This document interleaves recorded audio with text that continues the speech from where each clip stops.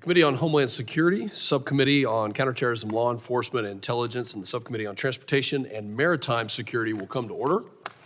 Without objection, the gentlewoman from New York, Ms. Maliatakis, and the gentleman from New Jersey, Mr. Smith, are permitted to sit on the dais and ask questions of the witnesses.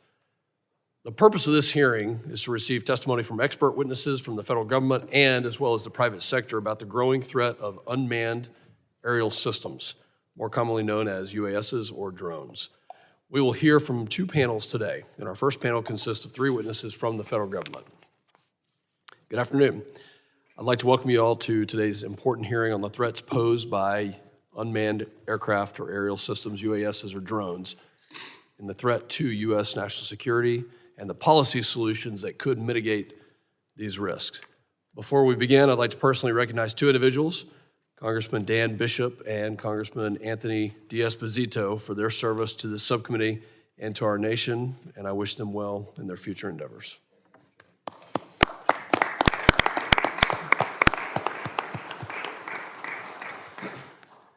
As we sit here today, we are at a critical juncture in the evolution of military technology, commercial innovation, and cybersecurity. UASs have become a transformative force. They've been used in countless positive ways that include revolutionizing many industries like agriculture, logistics, film production, and others, while also improving capabilities for humanitarian relief and law enforcement. However, as with any powerful technology, UAS have also introduced significant security challenges. In recent years, the proliferation of UAS, both domestically and abroad, has raised serious concerns regarding the potential misuse and criminal activities, espionage, and more alarmingly, in threats to U.S. national security. From foreign adversaries seeking to exploit UAS for surveillance and intelligence gathering, to the growing risk of UAS being weaponized to attack critical infrastructure, sports stadiums, our vulnerabilities are clear. The risk posed by commercial and military-grade UAS in the hands of rogue states, non-state actors, terrorist organizations, and even individuals cannot be overstated. There have already been several troubling incidents where UAS have been used to penetrate airspace, compromising not only our national security, but public safety. Threats to our homeland can also derive from the manufacturing of products that Americans frequently use. A glaring example is the widespread use of drones manufactured by Dajiang Innovations, DJI, a Chinese company whose products are deeply embedded in U.S. industries and critical sectors. These systems raise national security concerns, including risk of unauthorized data access and systemic vulnerabilities. Multiple U.S. departments and agencies have already admonished against or banned the procurement of certain UAS originating in the People's Republic of China in recognitions of the threats that they pose. Just this past October, reports indicated that CBP is blocking the importation of some UAS produced by DJI due to potential violations of the Uyghur Forced Labor Prevention Act, which is a law that prohibits the importation of goods into the U.S. produced in whole or in part with forced labor out of the PRC. We must work to protect U.S. communications equipment while strengthening U.S. supply chains by ensuring foreign manufactured technologies that pose security threats cannot operate in U.S. networks. The threats posed by UAS continues to present challenges. The U.S. border is one of the most significant vulnerabilities when it comes to this type of threat. UAS have already been used to circumvent traditional border security measures such as fences, walls, and surveillance towers. UAS have been used to smuggle drugs and weapons across the border and surveil CBP locations for human smugglers to then evade detection. CBP officials have consistently raised concerns that Mexican narco-terrorist gangs are using weaponized UAS only a short distance from the U.S. border, and in many cases operating inside the United States. UAS also pose a significant threat to critical infrastructure, including power grids, oil refineries, airports, water treatment plants, and transportation systems. A single UAS carrying explosives could potentially cause widespread damage, interrupt services, and result in significant economic loss to our homeland. Additionally, recent events illustrate the diverse roles UAS have played in both state-on-state conflict and asymmetric engagements, such as those in Ukraine and Israel, as well as their use in potential intelligence gathering operations near sensitive military installations at home and abroad. We must learn from these conflicts to help protect our homeland security. DHS and DOJ were given counter-UHS authorities as part of the Preventing Emerging Threats Act of 2018, which became law as part of the FAA Reauthorization Act of 2018. The current authorities provided under the Act are set to expire on December 20th, 2024, just 1 week from now. Over the past years, DHS and DOJ have used these authorities to engage in activities to protect covered facilities and assets against credible threats posed by UAS, notwithstanding laws such as the Wiretap Act or the Aircraft Sabotage Act that could otherwise limit such activities. It's imperative that we not only make sure that the current authorities are extended to protect our national security, but also work together to responsibly reform the current legal authorities that provide federal agencies with critical tools to mitigate credible threats posed by UAS. I'd like to applaud Chairman Green as well as Ranking Member Thompson for their bipartisan work alongside members on T&I and Judiciary for introducing H.R. 8610, the Counter-UAS Authority Security, Safety, and Reauthorization Act of 2024. This legislation will renew and reform current counter-UAS legal authorities. The legislation will also modify and improve counter-UAS authorities of the Federal Aviation Administration, enhance important protections for the civil liberties of Americans using UAS in a legal and responsible manner, and strengthen public safety in communities throughout this nation.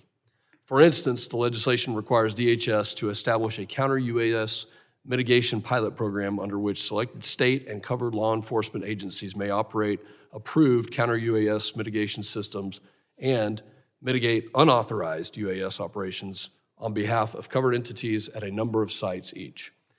Today, we're going to hear from experts in the fields of national security, law enforcement, defense, and technology who will provide insights into the threats posed by the UAS and family of systems to our homeland and efforts to address these challenges. And I just want to say, if you're watching the news today, we've had several incidents that have occurred and are occurring right now in places like New Jersey. Recently, we had an incident at Langley Air Force Base. The threat is real. This hearing, I think, will address many topics. Maybe we don't have all the answers that come out of this hearing, but my hope is that by having this hearing, by asking both the government and non-governmental panel, that we can get to the right questions, and we can, if we don't have the right policies in place, then let's get those policies in place. If we do, and the authorities are there, then let's figure out what we can continue to do to keep our homeland safe. There's many aspects of this, but the most important aspect is the safety and the security of every American citizen and the life that we live here. I look forward to hearing from our distinguished panels today and working in a bipartisan manner. I now recognize the ranking member of the Subcommittee on Counterterrorism, Law Enforcement, and Intelligence, the gentleman from Rhode Island, Mr. Magaziner, for his opening statement. Well, I thank Chairman Pfluger for calling this important hearing and all of my colleagues for participating. The proliferation of unmanned aircraft systems has created a technological arms race between criminals who use UAS technology to plot acts of terror, traffic fentanyl and other illegal substances, and invade the privacy of ordinary Americans, and law enforcement agencies tasked with keeping our homeland safe. Both the criminals and law enforcement agencies are innovating at a rapid rate, and it is important that the federal government keep up.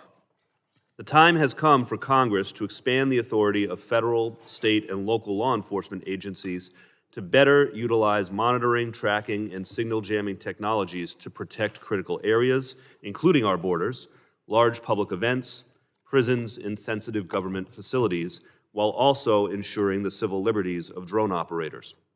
This is the goal of H.R. 8610, the Counter-UAS Authority Security, Safety, and Reauthorization Act, authored by Chairman Green and Ranking Member Thompson, which I am proud to have co-sponsored. For years, DHS, DOJ, and other agencies have briefed this committee on the threats posed by malicious and authorized UAS. We have seen drones shot down at airports in this country and around the world. Major sporting events have been interrupted with players rushed from the field when unauthorized drones with unknown motives entered restricted airspace. And just a few weeks ago, the FBI arrested a white supremacist in Tennessee who planned to use a drone with an explosive payload to attack a power grid. However, it must also be said that drones are useful tools for many occupations and hobbyists. They can be useful for search and rescue, navigation, agriculture, and more. And these positive aspects remind us that we must take a measured approach to the issue. I look forward to hearing from today's witnesses about how best to balance the benefits and risks of UAS. Moreover, I hope that this hearing will help lay additional groundwork for getting H.R. 8610 over the finish line. Thank you to our witnesses for being here today. I yield back. I thank the gentleman. The chair now recognizes the chairman of the Subcommittee on Transportation and Maritime Security, the gentleman from Florida, Mr. Jimenez, for his opening statement. Thank you, Mr. Chairman. Today we're examining the growing threats posed by unmanned aerial systems, UASs, or drones, and exploring solutions to better protect our homeland from this evolving technology.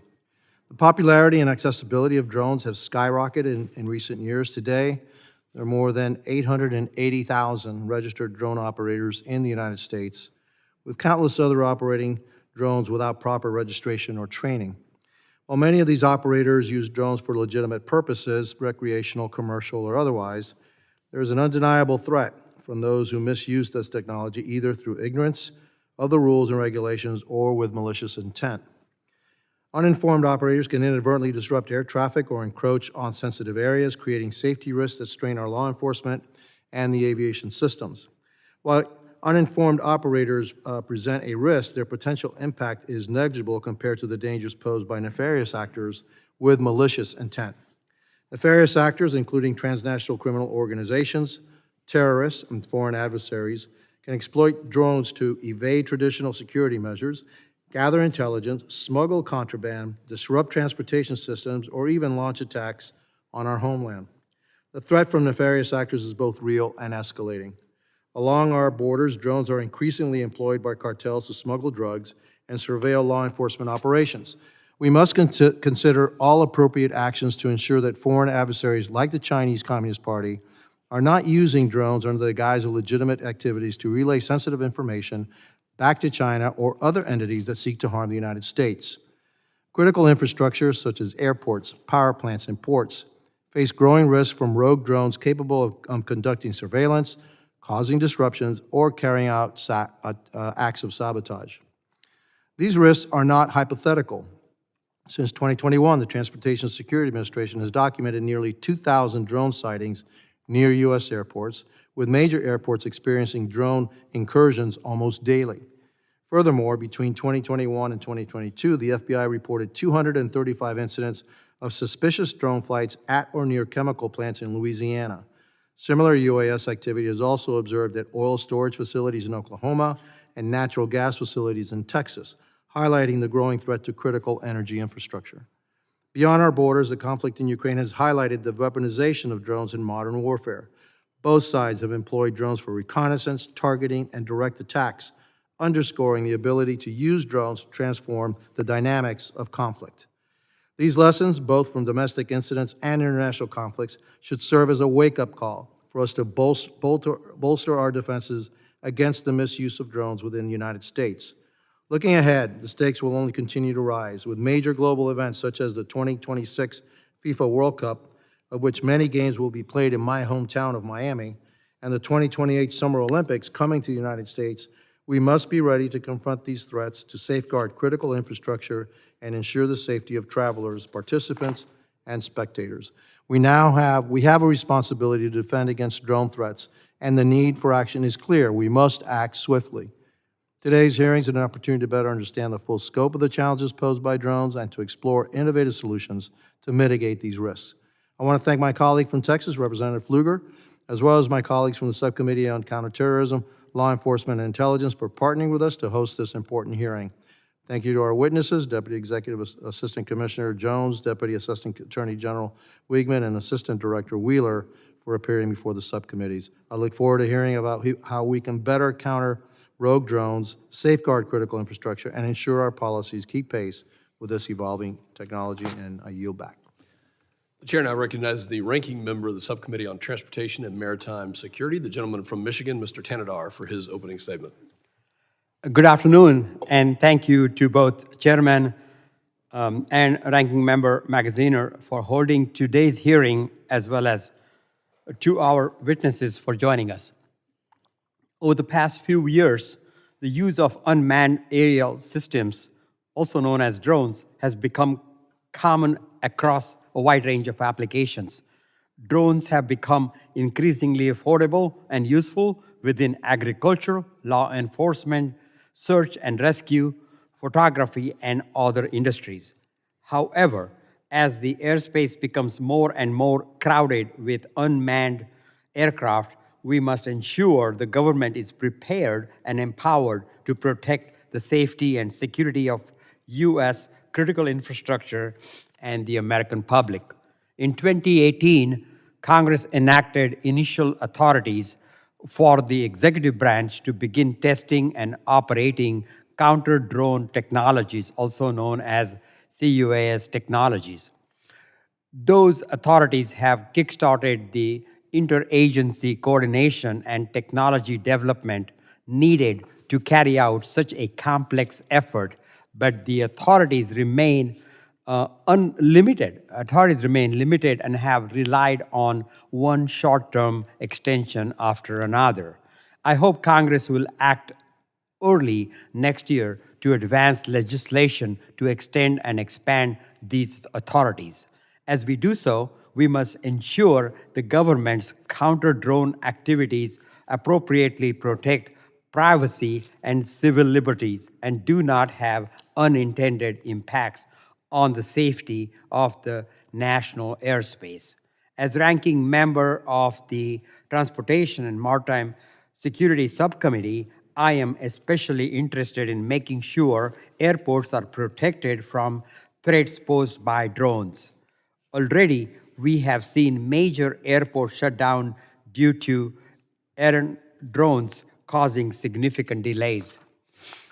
Introducing new technologies that affect radio signals is especially sensitive within the airport environment and other urban environment. So we must ensure such technologies are carefully tested. I look forward to hearing from our witnesses today about how Congress can push our counter-drone efforts into a new phase in a measured yet meaningful manner. Again, I thank our witnesses and my colleagues, and I yield back. Other members of the committee are reminded that opening statements may be submitted for the record. I'm pleased to have a distinguished panel of witnesses before us today on this very important topic, and I ask that our witnesses please rise and raise their right hand.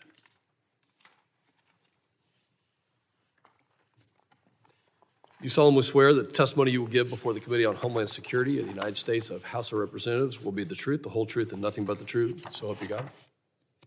Thank you. Let the record reflect that the witnesses have answered in the affirmative. I'll now introduce the witnesses. Mr. Keith Jones is the Deputy Executive Assistant Commissioner for Air and Marine Operations. He has over 32 years of law enforcement experience. Notably, he has helped found the San Diego sector's Border Patrol Search, Trauma, and Rescue Team and was the primary driver of its national expansion. Mr. Robert Wheeler Jr. serves as the Assistant Director of the FBI's Critical Incident Response Group. His responsibilities include providing expertise in crisis management, negotiations, hazardous devices and tactical operations, behavioral assessment, surveillance, and aviation. He joined the division in July of this year. And Mr. Bragg Wigman serves as the Deputy Assistant Attorney General for National Security at the U.S. Department of Justice. He has spent his career as a government attorney with legal experience at the Department of Defense, Department of State, and at the National Security Council. We thank all of you for being here today. We will now begin with opening statements. I know that you have submitted written statements as well, and thank you for that. And if you'll please adhere to the 5-minute summary of your statements. We'll start with Mr. Jones. You're now recognized. Thank you, Chairman. Good afternoon, Chairman Pfluger, Ranking Member Magaziner, Chairman Jimenez, and Ranking Member Tanadar, and distinguished members of the subcommittee. It's an honor to be here today on behalf of U.S. Customs and Border Protection to discuss the CBP authorities and capabilities dedicated to countering threats posed by the malicious use of unmanned aircraft systems, commonly called UAS or drones. Throughout my 33-year career in border security, first with the U.S. Border Patrol and now Air and Marine Operations, I've witnessed transnational criminal organizations, or TCOs, and other malicious actors leveraging technology to circumvent U.S. law enforcement. In recent years, I've devoted significant time to understanding the increasing UAS threat to border security and coordinating CBP's strategic response. Air Marine Operations is CBP's executive agent for counter-UAS operations. We work alongside our U.S. Border Patrol and Office of Field Operation counterparts to detect, track, and mitigate the threat of these aircraft along our borders. We also collaborate with our DOJ and FBI partners on investigations, as well as CBP Innovation, the DHS Science and Technology Directorate, Department of Defense, private industry, to identify technologies that can improve our mitigation and domain awareness capabilities. I'd like to emphasize three important aspects of this subject today. First, the current state of UAS threats to border security. Second, how our critical authorities enable us to respond. And finally, the importance of improving CBP's domain awareness capabilities and technology to detect and mitigate UAS threats. First, UAS activity along the border is increasing rapidly. During a recent 6-week period, CBP sensors recorded more than 6,900 drone flights within close proximity of our borders. It is these flights, particularly those in areas of high illicit activity, that present the greatest threat to the safety of CBP's frontline personnel, pose a serious collision risk to our crewed aircraft, and diminish the effectiveness of our border security operations. Although intent cannot be derived from border proximity alone, through our intelligence processes, CBP has associated a large percent of these drone flights with nefarious activities on the ground. TCOs have fully integrated UAS technology into their operations. Of most concern to CBP is the wide use of drones to conduct reconnaissance of CBP law enforcement personnel, their locations, and their activities. This technology enables smugglers to guide non-citizens or transport contraband across the border without encountering any law enforcement. Additionally, to a lesser extent, TCOs have used drones to fly contraband over the border. Now, most drones have limited payload capacity. An average recreational drone can carry only a few pounds, but the potential risk is still significant. A few pounds of narcotics, specifically fentanyl, or a few pounds of explosives could cause serious harm. The increasing use of UAS brings me to my second point. The authorities provided by Congress through the Preventing Emerging Threats Act are essential for CBP to detect and counter this serious threat. In accordance with the Act, DHS policy guidance and internal policy, CBP conducts counter-UAS operations in 10 high-risk sectors along the southwest and northern border, as authorized by the DHS Secretary. Our operations target specific threats to covered facilities or assets while safeguarding privacy, civil rights, and civil liberties. Obtaining authorization to implement counter-UAS operations is a rigorous and precise process. It requires a credible threat determination based on extensive analysis and evidence, as well as correlation with actionable law enforcement information. Using our authorities and targeted approach, CBP mitigated 86 UAS threats at the border in fiscal year 2023 and 60 in FY24. CBP also mitigated 16 UAS at Special Event Assessment Rating, or SEER, events in FY 2023 and 49 in FY 24. CBP has mitigated 3 unmanned aircraft systems so far in FY 25. Finally, TCOs are rapidly obtaining larger, more maneuverable drones with a higher capacity for payloads and the ability to fly longer, higher, and farther. We're also tracking the threat of drones used for kinetic attacks with payloads of explosives, firearms, or weapons of mass destruction. We're already seeing drug cartels in Mexico use drones to attack the military, police, and their rivals. This means CBP needs these critical authorities, advanced technology to maintain the strategic advantage, and continued commitment to achieving persistent domain awareness. CBP is dedicated to our security mission, and with your support, we will continue to counter this rapidly evolving threat and expand our risk-based implementation of counter-UAS operations along the border. Thank you for the opportunity to appear today, and I look forward to your questions. Thank you, Mr. Jones. The chair now recognizes Mr. Wheeler for his opening statement of 5 minutes. Thank you, and good afternoon, Chairman Pfluger, Chairman Jimenez, Ranking Member Magaziner, and Ranking Member Tanadar, other distinguished members of the committee. Appreciate the opportunity to testify on behalf of the FBI. I currently serve as the Assistant Director of our Critical Incident Response Group in Quantico, Virginia. I've done that since July, as you've mentioned. In that capacity, I lead the FBI's efforts regarding both our pre-crisis planning and response to critical incidents and major investigations, which includes responsibility for our counter-unmanned aircraft program. As UAS use continues to rapidly grow among the public, commercial, and military and law enforcement sectors, this technology also lends itself to increased malicious use by state, non-state, and lone actors, as you know. This technology poses some unique security challenges for us. Just this year alone, we've seen concerning increase in the use of UAS in the commission of crimes with the intent to cause injury to U.S. persons on U.S. soil. The Chinese national recently pled guilty to 2 misdemeanor counts for using a UAS to conduct espionage at a U.S. naval facility in January. We believe UAS are being flown for similar purposes over sensitive facilities across the United States. Just last month, the subject was arrested and charged in Tennessee for attempting to use a UAS with an explosive device to destroy an energy facility. That is the same case mentioned by the ranking member. That subject was driven by an ideology to disrupt society through the collapse of the national power grid. Those are 2 examples of the evolving ways that UAS are being used to harm us and our interests. With the enactment of the 2018 Preventing Emergency Threats Act, the FBI was granted the authority necessary to mitigate a range of UAS threats in the protection of special events, emergency response, federal investigations, personnel, and facilities. Specifically, the legislation authorizes DOJ and our partners at DHS to conduct counter-UAS operations in limited circumstances to identify, track, and mitigate credible threats. I'd stress the importance for reauthorization of the counter-UAS authorities, as you know, expire December 20th. Failure to extend the authorities beyond then would cause significant impacts on our ability to protect the public. A durable extension is also extremely important. Our experience has taught us that short-term extensions to counter-UAS authority effectively prevent the Bureau and our partners from budgeting and staffing in ways which would allow us to execute a long-term strategy. We know that Congress is considering extensions of 5 years or more, and we thank you for that consideration. The FBI strongly supports pursuing expanded counter-UAS authorities for state, local, tribal, and territorial partners as robustly and swiftly as prudently possible. SLTT partners have repeatedly informed us that existing counter-UAS authorities are inadequate. Since our counter-UAS authority was granted in 2019, the FBI has adopted 69 operational missions using this authority and provided limited support to 121 other events. We've detected over 1,000 UAS in violation of federal law during these missions.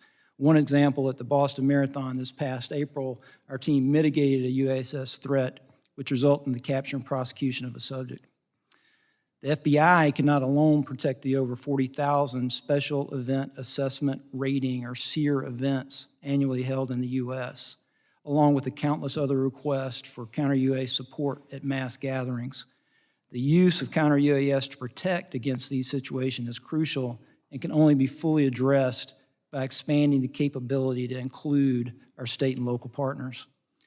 In closing, we remain committed to protecting Americans by countering the malicious use of this technology. The reauthorization or long-term extension of this legislation is essential to continue our mission in combating the evolving threat. And we look forward to working with you in establishing sustainable strategies to mitigate the threat going forward. Thank you. Thank you, Mr. Wheeler. The chair now recognizes Mr. Weigman for his opening statement of 5 minutes. Thank you. Good afternoon, Chairman Pfluger, Chairman Jimenez, Ranking Member Magaziner, Ranking Member Tanadar, and other distinguished members of the committee. Thank you for the opportunity to testify on behalf of the Department of Justice. As my colleagues have just said, we are committed to continuing to work hard to protect the American people from the threat of illicit drone use. But to do so most effectively, we need additional legal authority. As drones become more and more prevalent in our airspace, merely continuing with our current authorities is insufficient to address the current scale of the threat. More than 2 years ago, I and others from DHS and the FAA testified before a Senate committee about this growing threat and the need for a more durable and significantly expanded legal framework.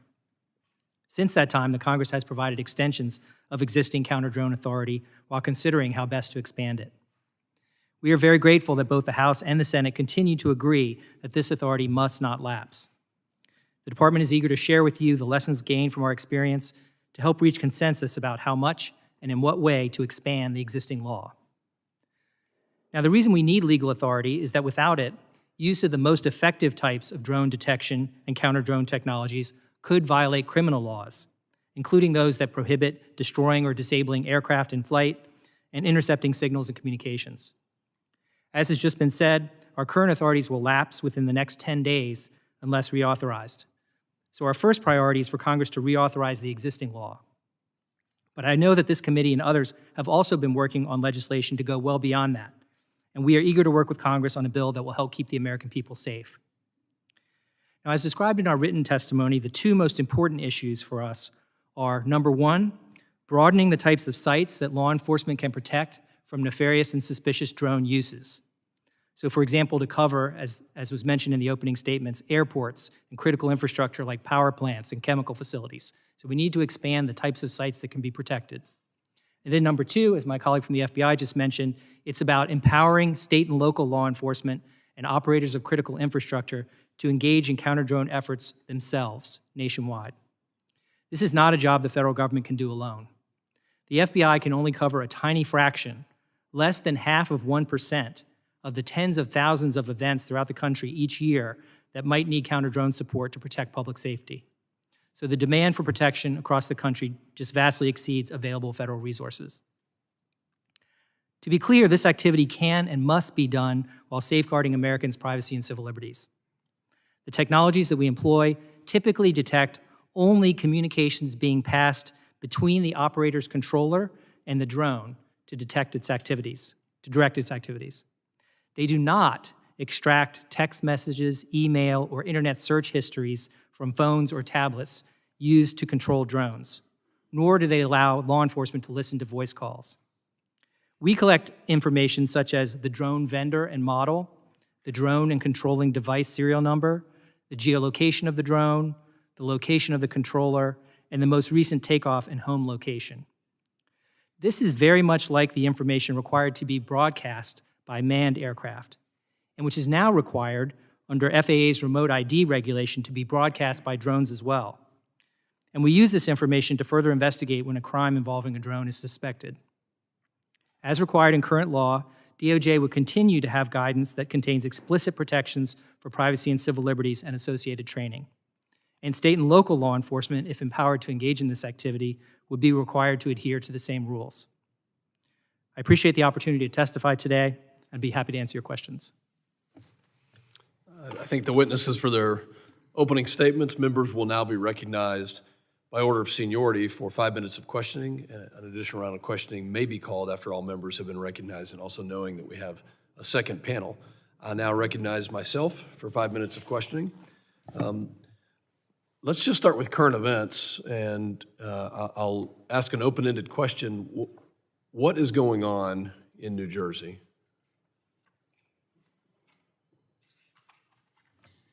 So, sir, the FBI and our Newark field office, along with the state and local partners there, the Bureau is actively investigating the situation you mentioned, just the unexplained sighting of drone activity over that part of New Jersey, including proximity to sensitive sites and areas of concern. So we do not attribute that to an individual or a group yet. We're investigating, but I don't have an answer of who's responsible for that, of one or more people that are responsible for those drone flights.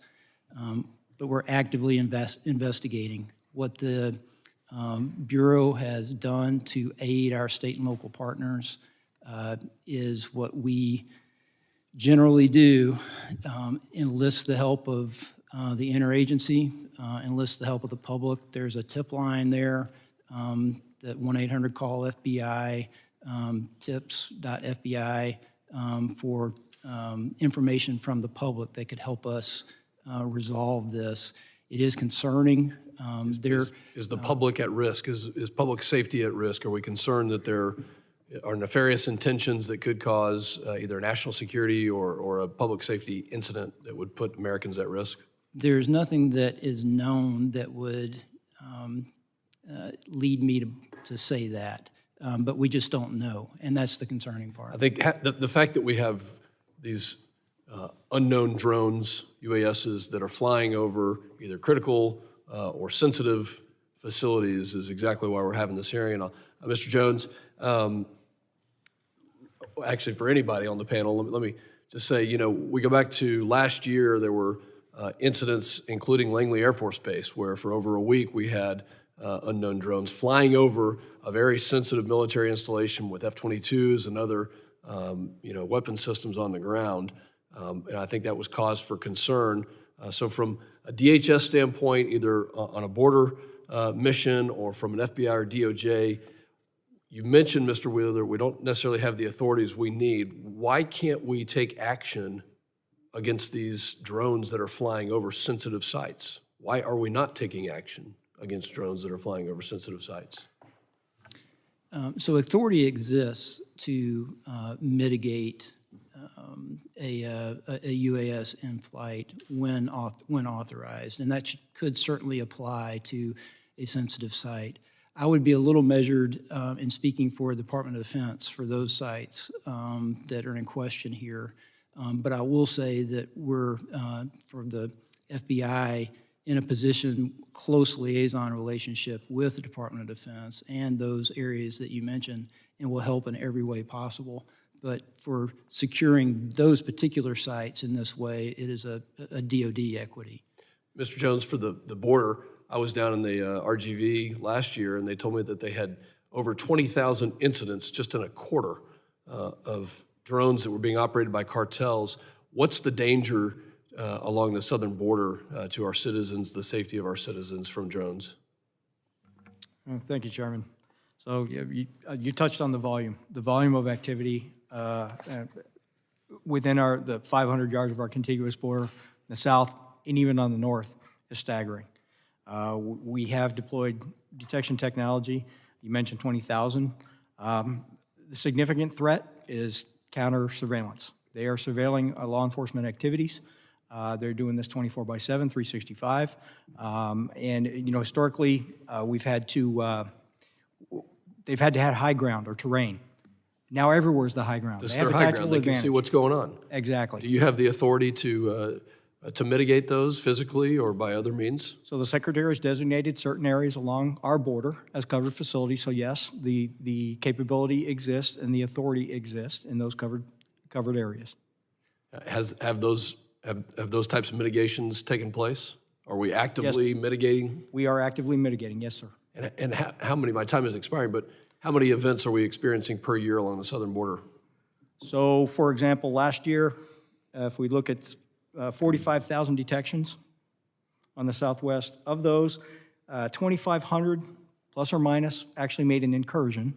So now we're talking about a very small subset. A lot of the surveillance is taking place outside of our jurisdiction in foreign airspace. That makes it particularly challenging for mitigation. I bet we'll get back to these. My time has expired. Now recognize the ranking member for his 5 minutes of questioning. Thank you. I'll pick up on this same line of questioning. When a number of us visited the southern border last year, we heard from your officers about the challenges that drones were posing. And one question I have is, I understand they're being used primarily by the cartels for surveillance, to see where your officers are so that they can, more effectively traffic people, narcotics, firearms, et cetera, across the border.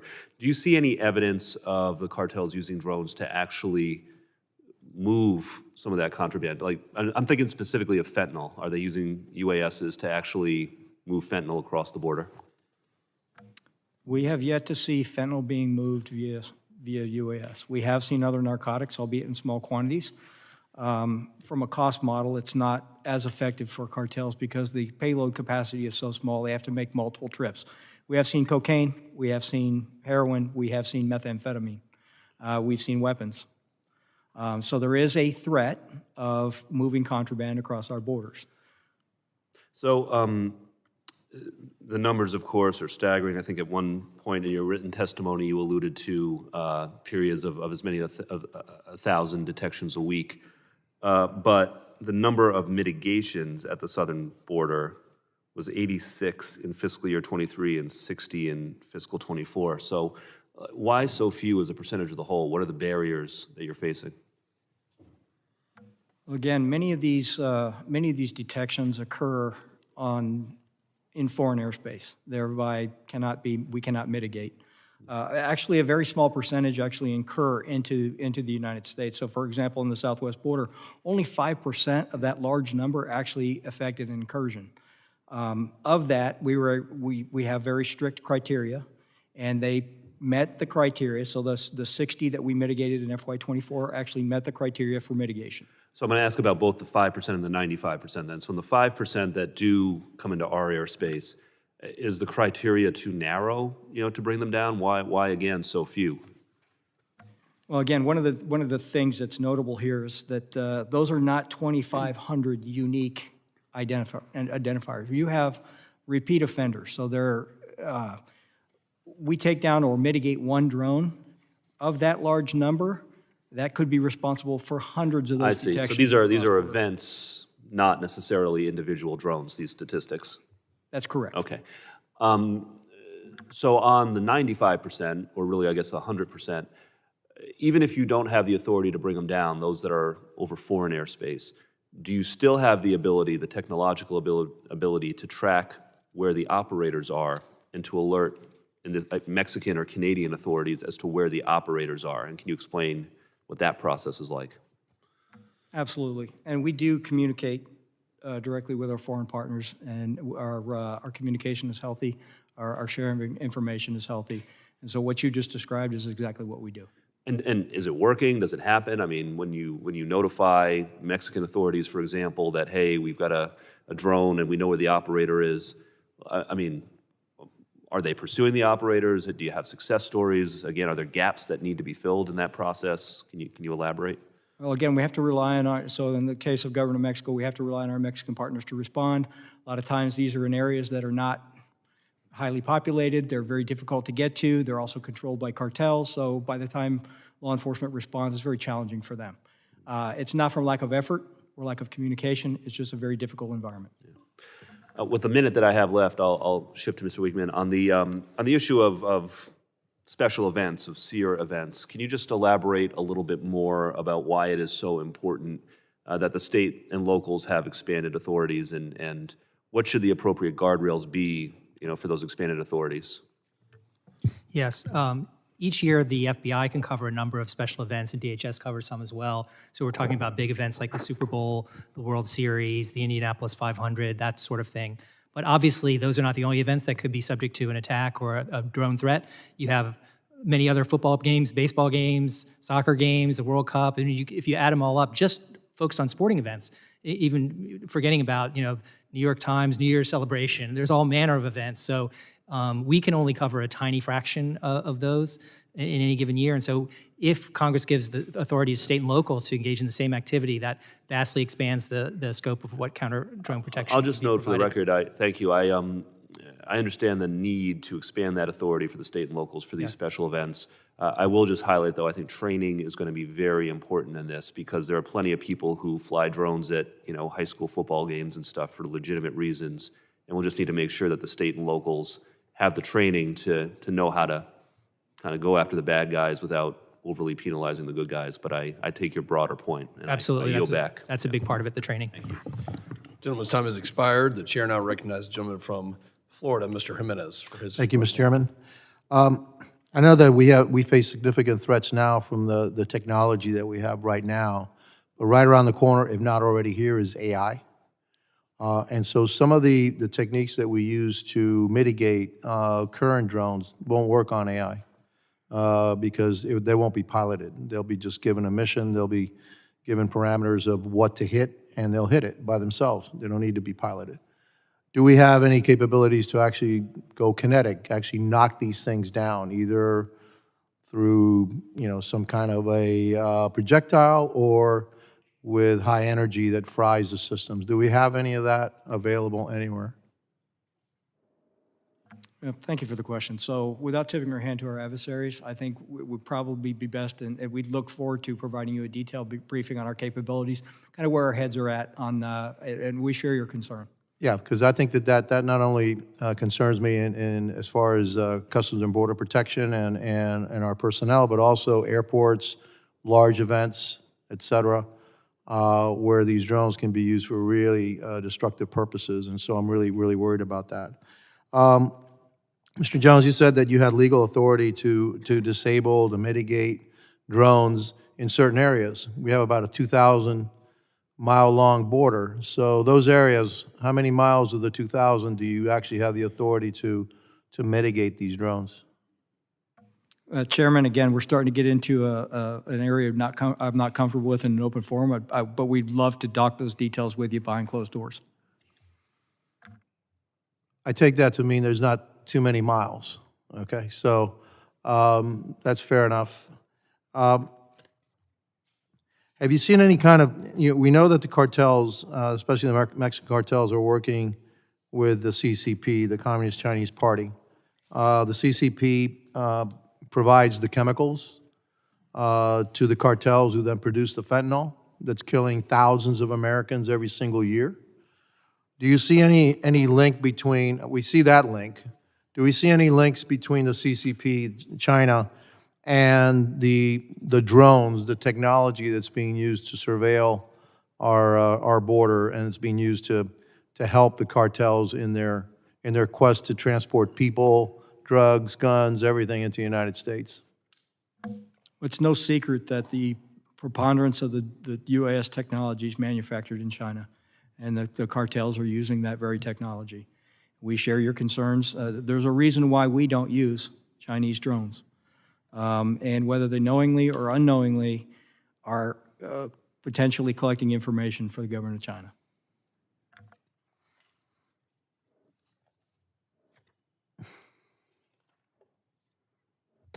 That's it. That's all the questions I have. Thank you. Yield back.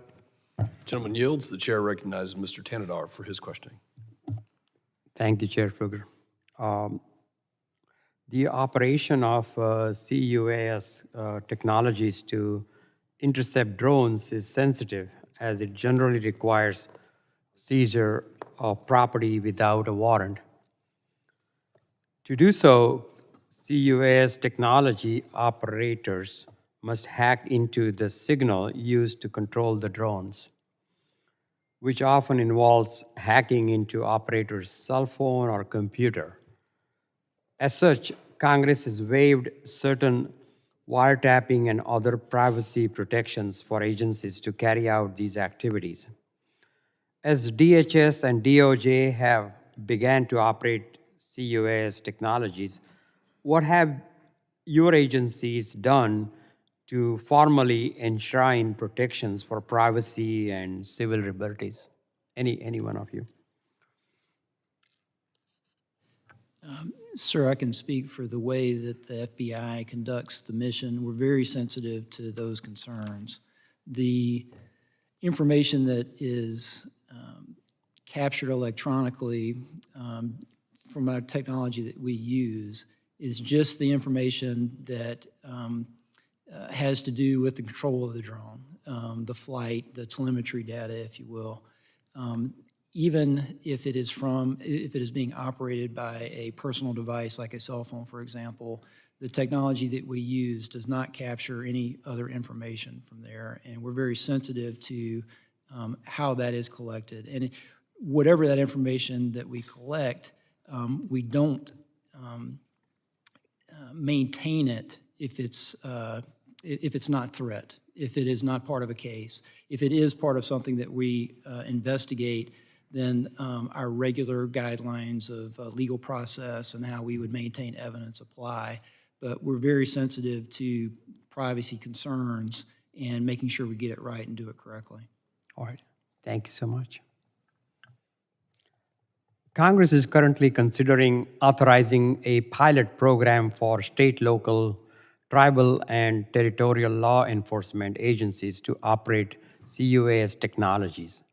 Expanding these authorities must be done carefully, as doing so requires waiving wiretapping protections and other critical protections to place to protect privacy and civil liberties. How can we ensure the operation of such technologies, potentially by a large number of law enforcement agencies, will be closely coordinated with and overseen by federal authorities? Mr. Wigman, most critically, how can we protect privacy and civil liberties? Thank you for the question. So if the pilot program, the state and local pilot program that you mentioned is adopted, there would have to be, the law would require training for all state and local officials. It would also require them to follow the same procedures that my FBI colleague just mentioned in terms of the type of technology they can use, the type of data that they can collect, the rules of engagement, what type of facilities they can correct. So if they do it safely, they'd have to work with the FAA. All of their activities would have to be approved by DHS and Department of Justice working with FAA. So it's quite a labor-intensive kind of process that we're envisioning under the state and local pilot program to basically get state and local authorities up and running so that they can mirror and do the same things that, that we do at the federal level. And that includes protecting privacy and civil liberties. Thank you. Thank you so much, and I yield back. Gentleman yields. Chair now recognizes the gentleman from North Carolina, Mr. Bishop. Thank you, Mr. Chairman. How do I pronounce your name? Is it Weigman? Or It's Wigman. Wigman. Yeah. Mr. Wigman, I want to bore into this just a little bit more. So, and some of the questions have indicated and the answers indicate you got to be careful about revealing specific technological things. But I noted one thing when you were testifying, you said that the reason you need expanded authorities, I believe I got this right, is that the effective technologies to deal with this could violate laws on intercepting aircraft in flight and intercepting transmissions. Did I get that correct? That's right. And maybe if you could just help me understand a little bit better. If you've got like a mass spectator event, which is one thing that's been raised, it seems to me, how do you have like and a lot, you've also said, several of you have made the point that, how you intercept data to prevent intruding on privacy and only certain types of data. And I must tell you, that has a sophistication level I don't really understand. Why not just have a rule that anybody who flies a drone near a mass spectator event, the drone's going to be destroyed in the air? Is that something that it'd be hard to do? And then why do you need to intercept data in order to do that? If the object is there, destroy it. So it's a good question. I think the way it works, as I understand it, and my colleagues can talk about this operationally, if you had, let's say, a football game, and you would have a perimeter, it would be declared as a temporary flight restricted area. Okay. So around that, you're going to have a buffer zone. You have an area where it's a no-go, and then you have a larger area around that where you might want to detect what's flying, and then you have a larger area around that where you might be tracking, but regular commercial drone use is okay. And so as they're getting closer and closer to the facility, you're detecting originally the signals to see what is that drone. You're trying to identify the drone. Oh, is that a UPS? Is that like a long distance radar or something like that? Exactly. Heads-up So radar is that a UPS drone that's just delivering a package somewhere? Let it go on its way. Is it getting closer and right into the zone where you're going to have to do something against it? So it's kind of a calibrated thing, and as you get closer and closer, then that's where you take the opportunity to use the technology to jam it. Is most frequently rather than destroy the drone. You're interfering with its navigation in a way that confuses it and requires it to land. And that's what they do in these scenarios to make it land somewhere rather than it's not the same as like shooting it out of the sky is my understanding of how it works. You're instead using electronic things to bring it down. So that's essentially how it works.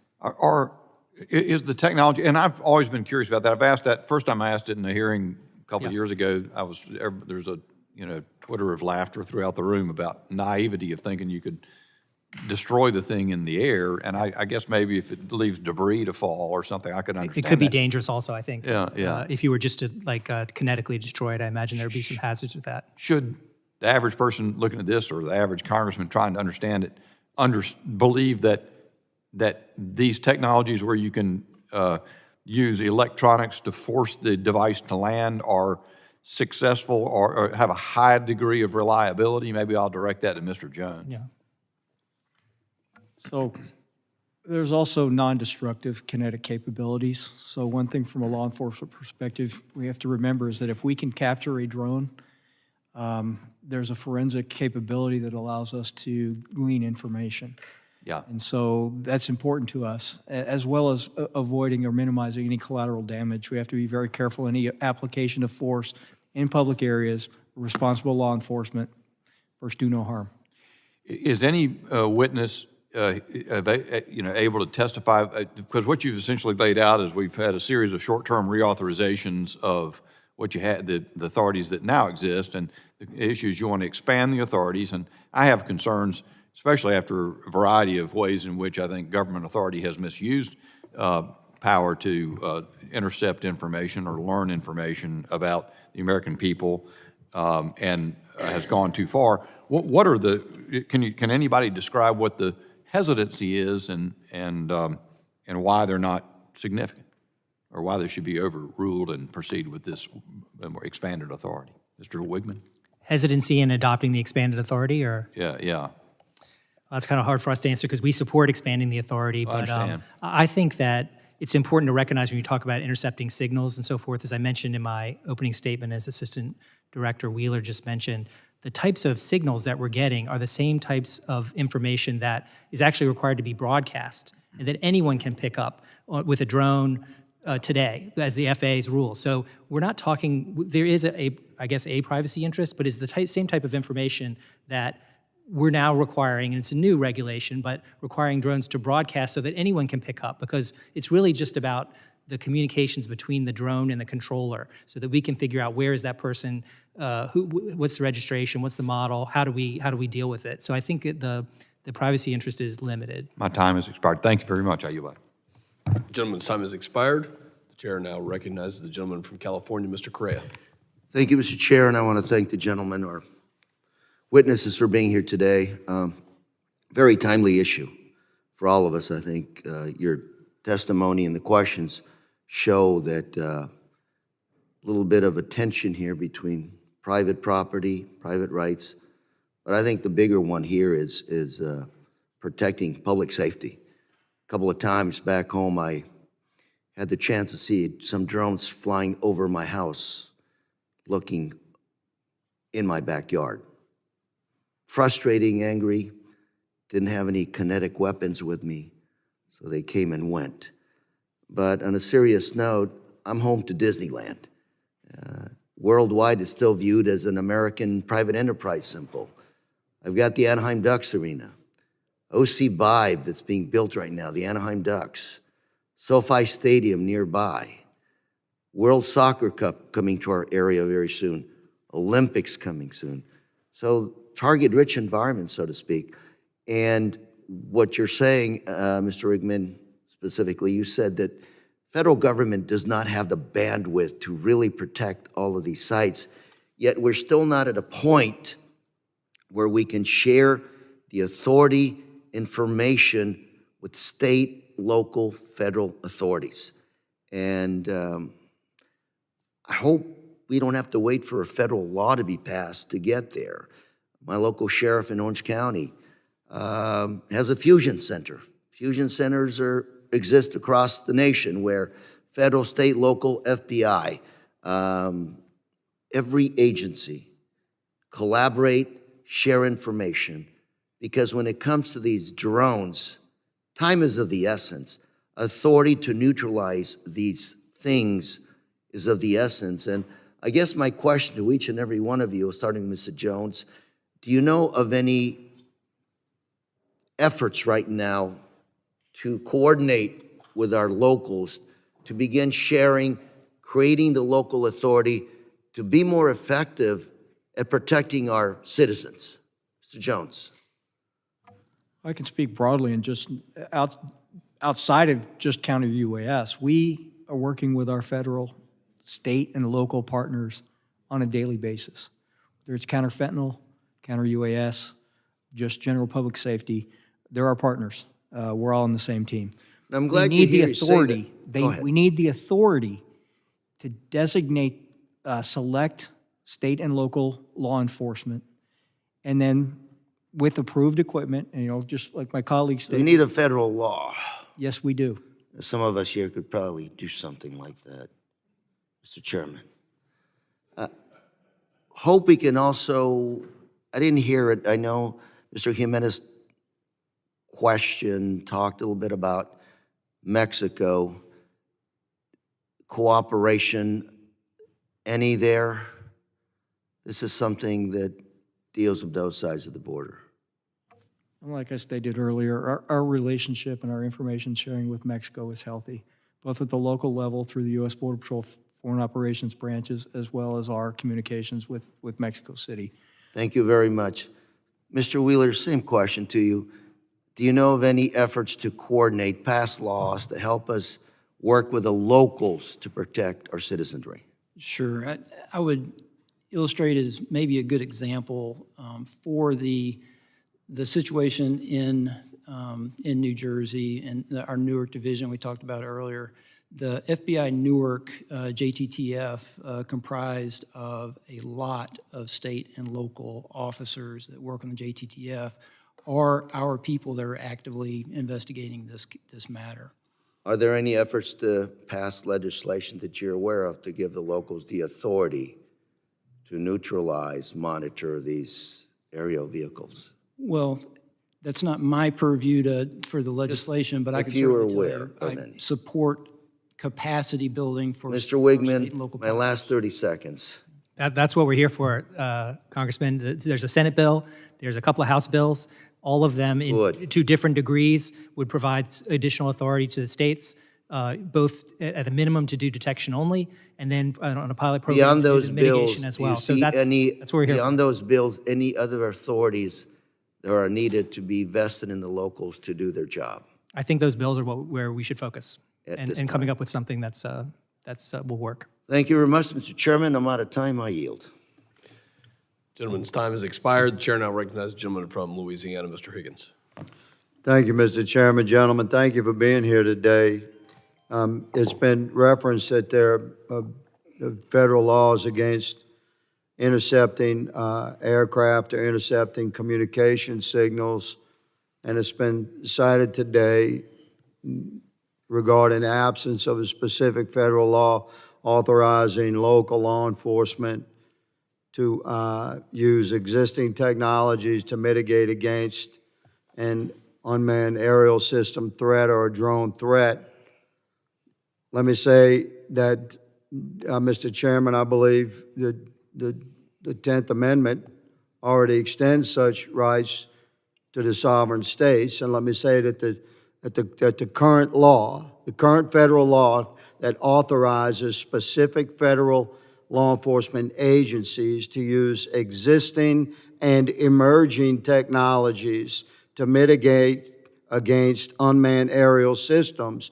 Yes, that authorizes those specific federal agencies to deploy that technology, but it in no way does a current law prohibit the rights of the sovereign state to authorize their own state and local law enforcement to use existing technologies and emerging technologies in a law enforcement capacity. Mr. Wigman, is it against the law for one American to strike another American? Yes, it is. It's not a trick question. Is that against the law? Obviously, Yes, it depends on the context. There could be of course, self-defense, there's a whatever, general but law against generally, that. yeah. But is it allowed for a law enforcement officer who has probable cause to detain you or arrest you? Is it allowed for him to strike you in order to effect that arrest? Yes, of course he can.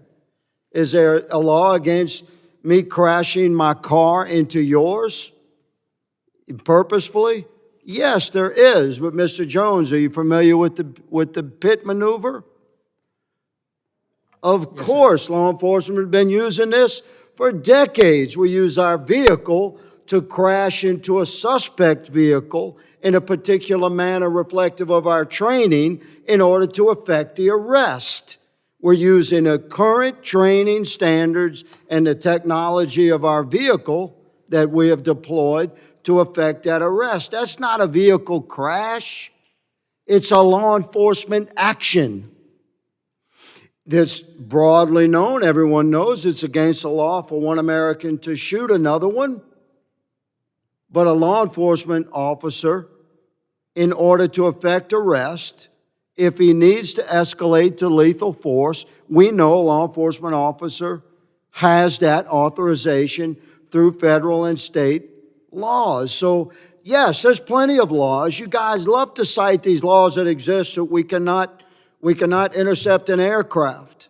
We understand that. But if intercepting the aircraft is a law enforcement action, which using existing technology to mitigate against an unmanned aerial threat, Mr. Chairman, these technologies exist, and absolutely, our local and state law enforcement entities should have access to the same technologies that we seem to be very protectively reserving for only select federal agencies. So, Mr. Jones, you had stated earlier, good sir, and thank you for wearing the badge, my brother. You had stated earlier that yes, you're deploying these systems, but please clarify for America that there are great restrictions on actually deploying the technology to land a drone. You're using the technology primarily to track criminal drones, but you're not using that technology primarily to land drones, which is what the technology does. Am I correct in that assessment or not, Mr. Jones? Well, both are true. We are using technology to track the drones. We are also using technology and electronic means to intercept and land the drone at a place of our discretion. And give us the numbers by percentage. If you track 100 drones, how many are you landing? Well, like I stated earlier, for FY24 Southwest border, we actually landed 60 of them, mitigated 60 of those aircraft. 60 of the 45,000 that you encountered? Well, there you go. That's what I'm saying. You're using the technology to track, but you're not using the technology to fully mitigate. So this is what we've been talking about for a year, Mr. Chairman. This technology, by 10th Amendment right, belongs to the sovereign states, and they should be allowed to fully deploy it. Thank you, Mr. Chairman. I yield. Gentleman's time has expired. Chair recognizes the gentleman from Texas, Mr. Gonzalez. Thank you, Chairman. And, sometimes I feel like I'm in the twilight zone up here. Like month after month, people come before us, they testify, and you don't get a lot of answers. And it's concerning, it's frustrating. You're telling me we don't know what the hell these drones are in New Jersey are? Is that correct? That's right. It's crazy. I mean, that's crazy. That's madness that we don't know what these drones are. You're telling me that a lot of these, Mr. Jones, you're telling me that 90%, 95% of these drones along the U.S.-Mexico border, we can't interact because they're not in U.S. territory? That is correct. A large proportion of them stay in foreign airspace. I'll tell you what, there are a lot of Americans that are very frustrated right now that are essentially questioning, where are my taxpayer dollars going? You know, this Doge craze that's kind of starting to take hold, this is very real. I mean, this is going to come. People are going to have to come before the carpet, and they're going to have to explain every single line item. What do you do here? What does this get? And so let me ask a very specific question. Mr. Wheeler, how much of the FBI budget goes towards counter-UAS?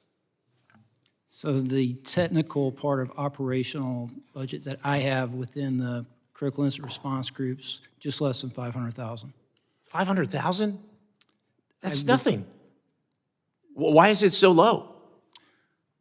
Well, I don't. And I wonder we don't know what the hell is going on. 500,000. So that number doesn't capture like the FBI Newark investigation, for example. The budget allocation for what we're doing investigatively is not captured in that number, but for the technology we use and the way we deploy it, just under 500,000. We want to help you. I mean, this is a committee. The chairman's putting this together because we want to know these topics. So the American people deserve to know the truth on this, and we also deserve to have actions on it. And if it's a budget issue, no problem. But it's also what is our money getting us? Clearly, not a whole lot. And something needs to change, though. I'm trying to figure out what that something is. It just, month after month, it's the same old, same old. From a CBP standpoint, Mr. Jones, do you know what the current budget of CBP is for counter-UAS? I can tell you that direct appropriations for counter-UAS was zero last year. Zero. So, CBP yeah. took it out of Hyde, and we will continue to take it out of Hyde. Now, I can't tell you exactly what that number is. I have a general ballpark, but we can discuss that. I provide that as a get back to you. Another committee that I sit on is appropriations. So I see a lot of things through the lens of dollars and cents. If you're putting zero on the board, you're probably not going to get a lot of success. And it's not fair. You know, a lot of people talk about the border. I represent the border, nearly half of the southern border. I've been out there with these agents in the middle of nowhere that are essentially alone and unafraid, you know, making do with what they have. It's not fair to them, and ultimately it's not fair to us to have them combat against some of these drones that are happening with a zero budget. I mean, it's just madness. So I guess I have other line of questioning, but I don't want to embarrass anyone. I would just say, I would be very interested in partnering up and figuring out what we need to do in order to find and answer some of these questions. What resources do you need? The technology is already out there. Drones, this isn't new. Drones are 100 years old. This isn't state of the art. Drones are old technology. The fact that we don't know what's flying in our airspace is only the tip of the iceberg, what's to come. We have to fix this. And I want to partner up to fix this. Part of that is finding out the proper resources you need, training, authorities. I get the authorities piece, but it's a cradle to grave type of situation. It cannot just be, the answer can't be we don't know. And the answer can't be zero. I mean, we got to do better than that. And if we don't, I suspect not good things will happen. So thank you, gentlemen, for coming before us and testifying. I look forward to partnering with all your agencies. I yield back. Gentleman yields. Chair now recognizes the gentleman from New York, Mr. D'Esposito.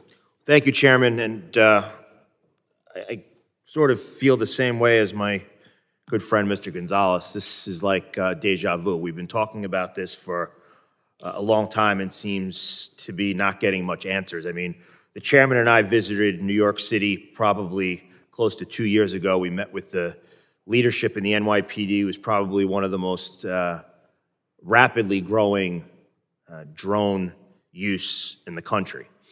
And my vision on jurisdiction of taking down drones may be different from others here. But first, I think it's important to quickly focus on stuff back at home. I mean, these drones over New York and New Jersey, flying over critical infrastructure, flying over some of, whether it's the Verrazano Bridge or others, I mean, I have to agree with my colleagues. The fact that we continue to say that we don't know what they are, we don't know what they're doing. I mean, the American people are looking at us and they think that we're lying to them because they think, how could you possibly not have answers to drones flying over some of the most critical airspace in the country?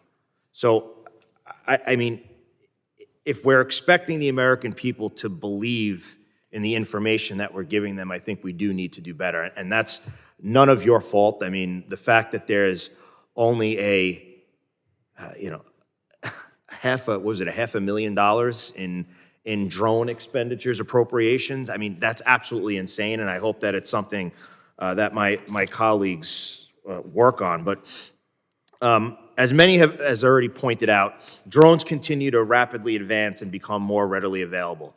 Along with the expansion, threats from drones being used by bad actors have only increased, as all of you have mentioned. Right now, counter-UAS authorities are restricted from local law enforcement agencies, leaving it largely in the hands of federal agencies. So, Mr. Wigman or Mr. Wheeler, very simple questions. Do federal agencies have the ability to assist local law enforcement agencies with their counter-UAS capabilities everywhere and every time it's needed? Not today. That's what we're seeking from the Congress. Yep. Yeah, that's absolutely correct. Are there events and places that would benefit from counter-UAS capabilities that federal agencies are simply not able to cover? Absolutely. There are. Yes. All right. In your submitted statement, you both said, quote, we need to empower state, local, tribal, and territorial law enforcement agencies across the country, which are primarily responsible for keeping our citizens safe at the local level, to take the steps needed to protect their communities from the emerging threat. This past year, right in my district, in the middle of my district in Nassau County, we hosted the 2024 International Cricket World Cup, including the India-Pakistan match. While there were drone-related threats from ISIS ahead of the tournament, the federal government was only able to assist with their counter-UAS capabilities for a small portion of the tournament. What is the current impact of local law enforcement not having these authorities? And I'll leave that to any of you. Well, I think that's the main thing, is the capacity. We need more capacity to be able to do the mission. And we strongly support state and local jurisdictions having that capacity and the authority and the ability to help. Right. And I think I'm sorry, Mr. Wood, I didn't mean to interrupt. No, that's right. And just to answer your question also, Mr. Congressman Gonzalez as well, I mean, I think all of us on the panel share your view that we need to do more and more resources. If we do get the authorities, we will certainly need more resources. Right. Even if state and locals are doing it, that will require training and additional work and approval on our end. So more resources, more authorities, those are all things that we would support.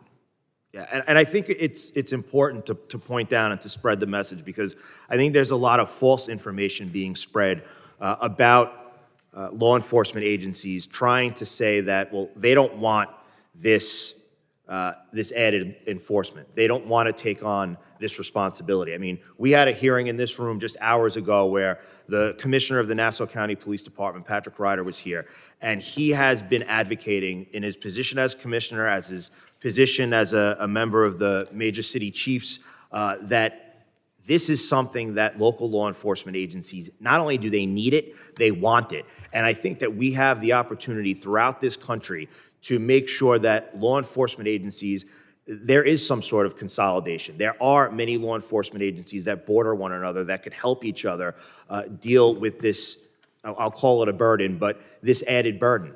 But they're willing to do it. Why? Because it makes sure that people can be kept safe. We can make sure that in instances like the World Cup back in my district, or as Mr. Jimenez was talking about the summer games in Miami. I mean, to depend on the federal government, and the federal government is telling us, well, we can only help you some of the time, even when you have threats from ISIS, I mean, that's a huge problem. And it's one that we need to address not only here today, but moving forward. And Mr. Chairman, my time has expired, but thank you for continuing to bring this to light. Gentleman's time has expired. The chair recognizes the gentleman from Arizona, Mr. Crane. Thank you, Mr. Chairman, for holding this hearing today. Thank you, gentlemen, for coming today. I got an article right here, mystery drone spotted over New York, New Jersey, prompt calls for federal investigation. I believe this was Breitbart News. I want to start with you, Mr. Wheeler from the FBI. What can you tell us about what you guys do know? So the public reports and what we have from eyewitness sightings, some of those very credible police personnel and others are what we describe as unidentified drones. We do not know the particular specifics of what those drones are. Some are described as being slightly larger than a commercial available drone, fixed wing as well as rotary. We have helped analyze with our partners video and pictures of what those look like, what have been submitted. Part of that is these over 3,000 tips from the public, and to look at that. But as I previously stated, we don't know the people responsible behind that, and that's what we're working on. Yeah. What did you say the FBI was spending on counter-drone? My budget that would specifically include the technology that we use. Is it $500,000? It's $500,000. What? That doesn't seem nearly adequate. Why do you feel like there isn't a push within the FBI to keep up with modern warfare and modern threats? So we're What is the budget for the FBI right now? Roughly $11 billion.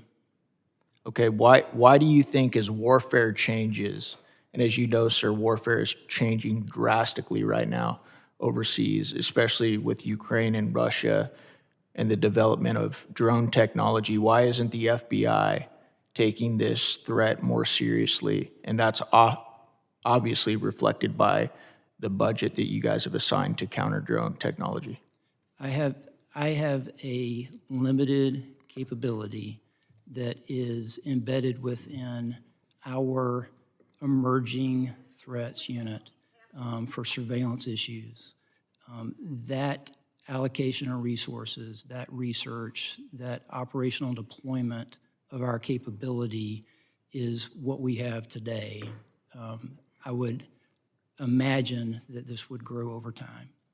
What do you think that some of these terrorist cells that might be in the country right now, or maybe even outside of our borders? What do you think that they're looking at when they see a hearing like this and they see that you guys still, after almost a month, don't know who these drones are? What do you think that they're thinking?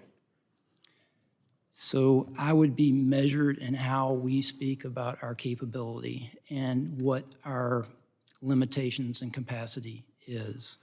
However, I'll say to you that it's not as good as I wish it was, and we'll continue to work to make it better.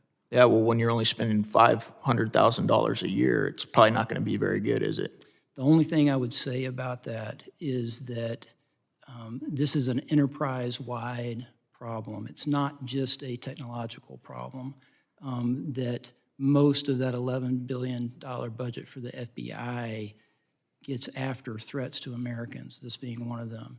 And the way we apply resources, personnel, operational, all of that to include technology to get after a threat that would threaten American lives, I don't think that $500,000 for the technology part of it adequately captures our commitment to protecting Americans. I want to shift real quick because you guys have been talking about using electronic warfare to counter some of these drones. What about drones that aren't susceptible to counter warfare, like your fiber optic drones? What are you guys doing about those?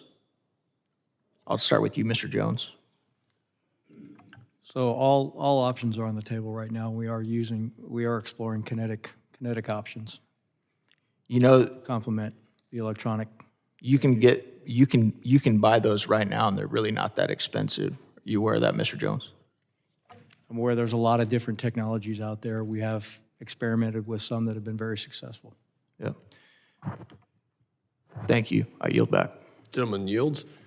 The gentlelady from New York, Ms. Maliatakis, is recognized. Thank you, Chairman Pfluger. Thank you all for being here today. I just want to follow up on what my colleague asked regarding what happened in New York and New Jersey. These drones, unmanned aircrafts, have also flown over my district. A number of constituents have seen them over a power plant in Brooklyn. They were coming over the Verrazano Bridge. And I will remind everyone or explain to everyone here that Verrazano Bridge connects Staten Island and Brooklyn, and on the Staten Island side, you have Fort Wadsworth, which is a U.S. Coast Guard sector New York base. And then in the Brooklyn side, right on the other side of the Verrazano Bridge, you have Fort Hamilton, which is a U.S. Army installation. And so it is very concerning to me that we have these objects. We're not sure if they're drones or unmanned aircrafts, but they are flying over sensitive infrastructure and facilities. And the fact that we don't know what they are or who's behind them or what they're doing is very concerning to me, particularly in a post-Chinese spy balloon world. Okay, the fact that this administration allowed for a Chinese spy balloon to go across the country over multiple military installations is very concerning, and that we could potentially be having this happen again it's like astounding to me that this is even happening without any type of intervention. You say it's no known threat, but is there still a possibility of there being a threat? At the end of the day, that's what my constituents want to know. Yes, I am cognizant, and we all are in the FBI, of what this threat can look like. Anyway, across the spectrum of sophisticated state actors, adversaries that want to hurt us, all the way through counterterrorism matters, cyber, WMD, criminal, all the way down to a nuisance drone that could cause harm. So that's the wide spectrum that concerns me every day. And are you, okay.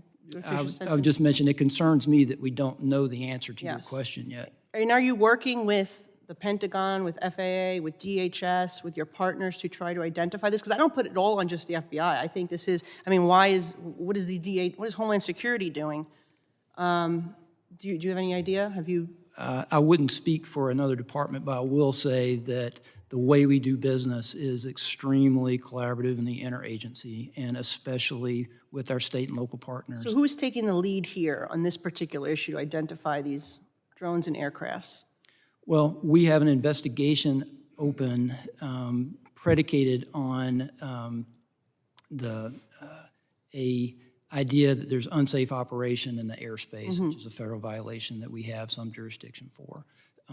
But it would help us know sort of what lane this falls in when we know the people that are responsible and what this is all about, to your point earlier.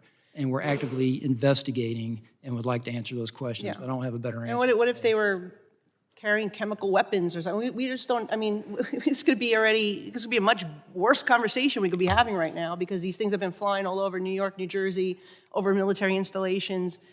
I don't know, I don't know what's going on there, but these agencies need to figure it out and try to get to the bottom of what's going on. I think it's very concerning. Is there a possibility, if hopefully it is not a threat, is it a possibility it would fall under this System Assessment and Validation of Emergency Responders Program, the SAVER program? This is a program under Department of Homeland Security, Science and Technology, where they are testing various technology for search and rescue, disaster response, and it could be part of a law enforcement assessment. You think that's a possibility? Because my Army base doesn't know about it, my NYPD doesn't know about it, so I guess my question is, why wouldn't the local authorities know if this was part of a testing of security technologies for first responders? So I don't know that to be the case, Okay. and I couldn't really comment on that. Okay, well, just again, I would love to speak to you offline at some point and maybe share some information with you, but I would really just urge if you could speak to your colleagues and counterparts in these other departments, and because we need to get to the bottom of what's going on here. And if it is something that is not nefarious and is one of part of these public safety applications that are being tested, they need to coordinate with the local authorities. So my guys in New York NYPD, they know that it's not a threat. I would agree. All right, thank you. Gentlelady yields. This will be the last questioning from for the first panel. Chair now recognizes the gentleman from New Jersey, Mr. Smith. Thank you so very much, Mr. Chairman, Chairman, both of you, for allowing me to sit in on this hearing. I've been in Congress 44 years, and I have lost track of the number of times when we seemingly did not adequately assess a threat.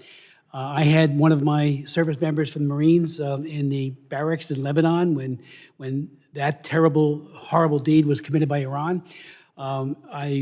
Actually, after we got hit in Dar es Salaam and in Nairobi in 1998 by Al-Qaeda, I chaired all the hearings. We had the Chairman of the Joint Chiefs of Staff come and testify as Admiral Crow.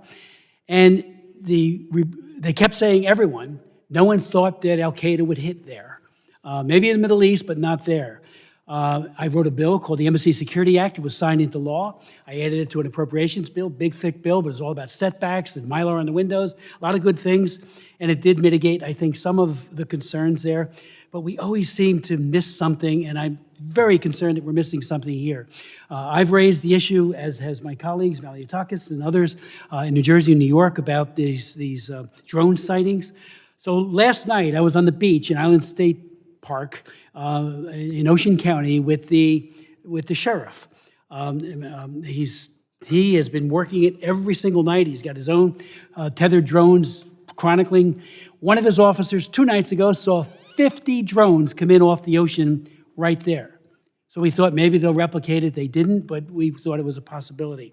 Then last night we had a number of other people there, including a commanding officer from the Coast Guard, who said that one of their 47-foot motor lifeboats was followed by between 12 and 30 of these drones as they went through the water, followed right behind them. And I said, what's the rules of engagement? I mean, you do it if you're fighting against a narco trafficker or something. And they said, we don't know, we don't have any. So I did reach out to the commanding officer at the Joint Base, which is also in my district, and talked to him, had a very good conversation, Colonel Anthony Smith, Joint Base Fort Dix McGuire, the 87th Air Wing, Air Base Wing today. And I said, I know you have the capability, you've put out press releases, to identify and bring down drones. Why can't you deploy them, at least to the ocean? Bring one of these down, find out who's doing it. They have the capability. He said, well, we don't have the authority, only within the parameters of our base. Well, there's a national interest here. Our jets fly over the ocean all the time for training, so that perimeter is larger. So I did write Secretary Lloyd Austin asking that capability that may be sitting in a closet somewhere, I know they use it all the time, but bring it out, and I'm not saying you got to share it with the sheriffs. It'd be nice.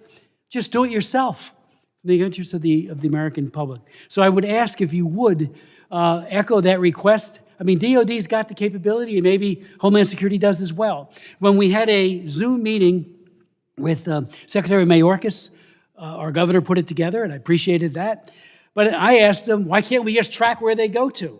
Seemingly they're going out to sea, to something, a ship. We don't know for sure, but they come in off from the ocean. So the question really is, can't we just get DOD to share? In my first term, DOD and VA did a great thing, the DOD-VA sharing agreement for healthcare capabilities. It was fantastic. Why can't the DOD share this with Homeland Security, with FBI and others, so that you can go out and find out who they are? Maybe it's China. I chair the China Commission, and I've had 115 hearings on it. I'm barred from going there now. China is, and I'm on their hit list. Xi Jinping is a monster. Look what Putin's doing. They're all capable of doing horrible things to our people, and now they're threatening my good friend and colleague from New York, and of course, New Jersey, big time. So let's go get that DOD capability and find out and put to rest the question, who is it? We can bring one down tomorrow. Your thoughts? Sir, I'd just say I share your concern. I share a lot of frustration, and I'm more than willing to continue working with the Department of Defense to try to get better. Again, if they don't have the authority, they can do it on an emergency basis. Just send that capability out to the ocean or to the beach, because they're coming in every day. Figure out which one it is and bring them down. And then retrieve it and find out what's going on. And as my good friend Congresswoman Malliotakis said, the thing with the balloon was mind-boggling. Over our bases, and we didn't see that was a threat. Well, this, I think, is a very serious threat. And so please, if you could, get DOD to share that capability. Maybe Homeland has it. I don't know. Maybe you have it somewhere. But I know DOD has it. Thank you. Appreciate it. Gentlemen's time has expired. I thank the witnesses for your valuable testimony, for being here today, and for the members and the questions. We will now dismiss this first panel, take a brief 2 to 3 minute recess while we arrange for the second panel of witnesses.